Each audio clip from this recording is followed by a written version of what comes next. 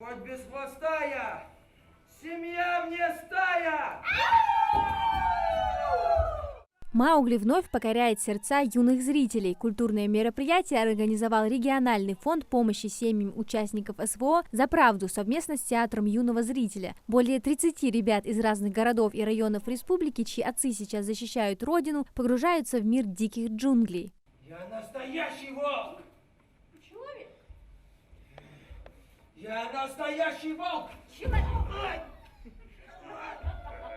Маугли – это классическая история Ридьярда Киплинга о мальчике, которого воспитали волки свободной стаи. Оригинальная музыка, профессиональная игра актеров, точно подобранная хореография – все объединилось на сцене, где при помощи красочных декораций воссоздали экзотическую Индию. Творческий тандем воссоздает сказочный, но опасный мир зверей, показывает борьбу добра и зла.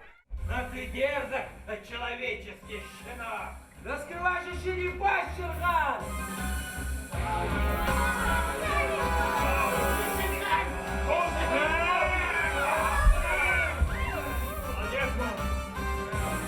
Юные зрители с большим интересом следят за развитием сюжета, переживая и радуясь вместе с Маугли. Герои рассказов Киплинга уже знакомы ребятам из советского мультфильма.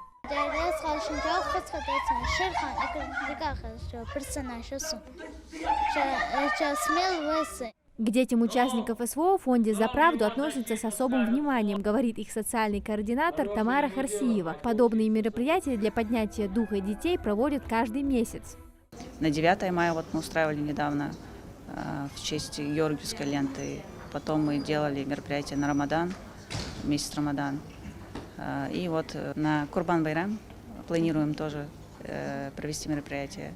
Режиссер спектакля Лейла Хадзиева показала историю о Маугли в мире джунглей, где каждая деталь говорит о родном доме, о понимании бытия и семейных ценностях. После для детей проведут экскурсию по зимнему саду, расскажут историю театра и раскроют тонкости профессии.